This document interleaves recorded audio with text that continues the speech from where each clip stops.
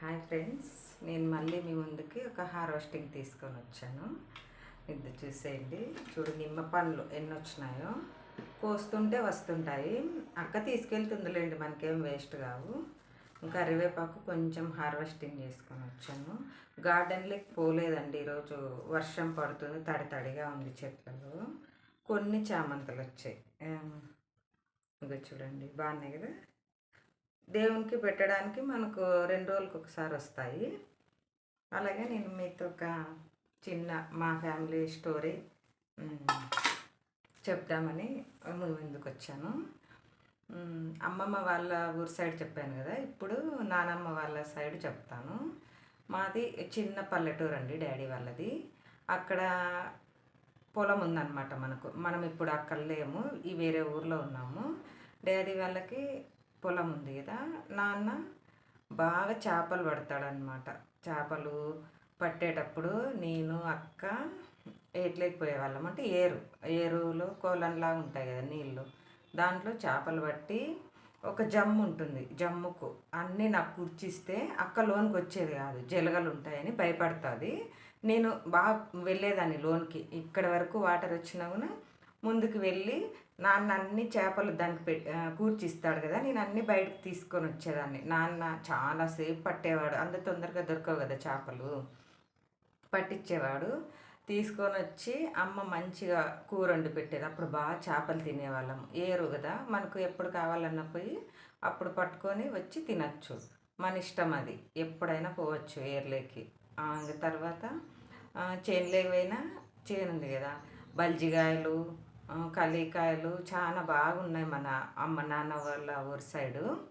మేము అట్లా వెళ్ళి చెట్ల కోసము వెళ్ళి కాయలు అన్నీ కోసుకొని వచ్చి తినేటోళ్ళము. ఇప్పుడు ఉన్నాయి, ఇప్పుడు పోలేము అసలు, చాలా దూరం ఉంది. అప్పుడు బస్సు కూడా లేదనమాట. మేము దగ్గర దగ్గర ఒక 20 కిలోమీటర్లు నడుచుకుంటూ వెళ్ళేవాళ్ళమే. అలాగే దావంటి ఆడుకుంటూ నడుచుకుంటూ వెళ్ళేవాళ్ళము. అప్పుడు ఇట్లా కుళాయి నీళ్ళు కూడా లేవండి మేము చిన్నప్పుడైతే. మా నానమ్మలూరు సైడు ఆ ఏర్లో ఇట్లా సేది బాగా మంచి నీళ్ళు వస్తాయి కదా.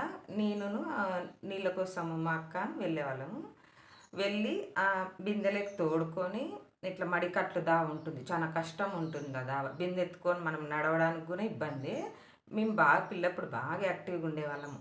నడుచుకుంటూ పోయి సేదుకొని తోడి బిందెలకు పోసి ఎత్తుకొని మళ్ళీ వచ్చేటోళ్ళము. నేను ఎత్తుకున్న అక్క నా వెనక వచ్చేది. ఇంకా ఎర్ర జాంకాయలు అని ఉన్నాయి, ఎర్ర జాంకాయలు, దానిల కోసము వెళ్ళేవాళ్ళము గుట్ల సైడు.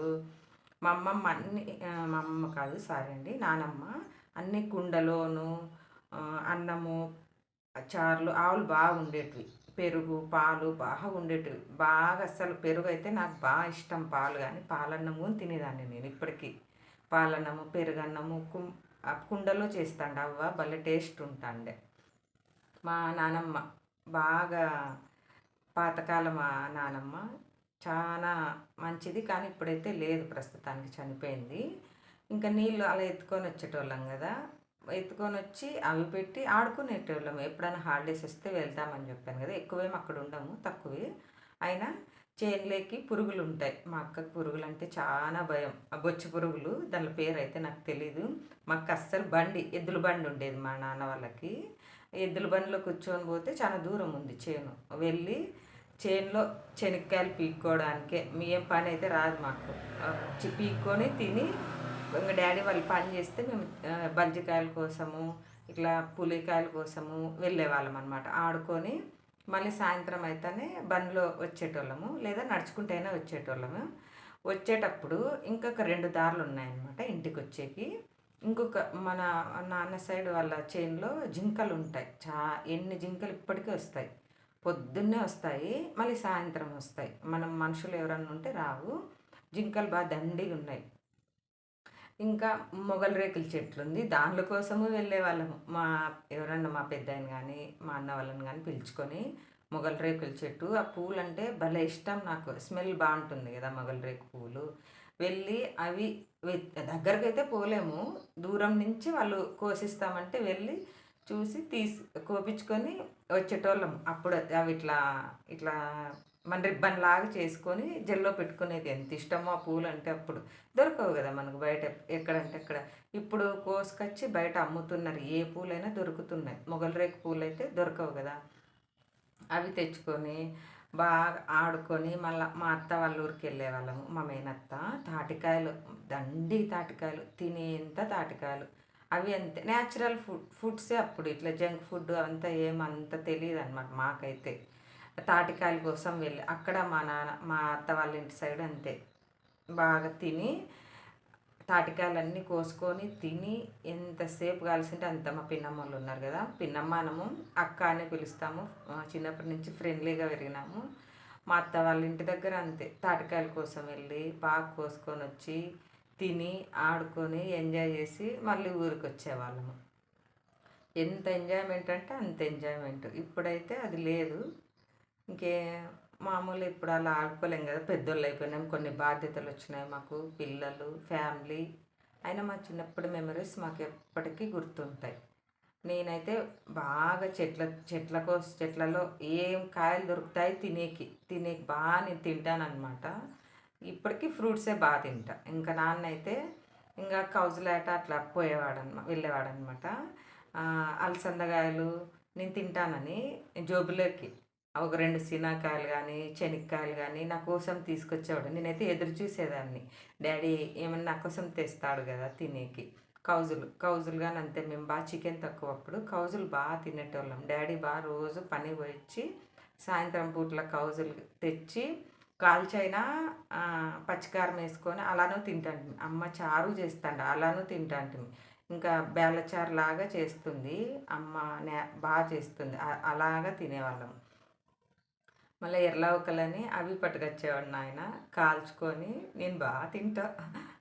కాల్చి ఉప్పు కారం అద్దుకొనైనా తినేదాన్ని బాగా, చాలా ఇష్టంగా. చికెన్ తక్కువ అప్పుడండి.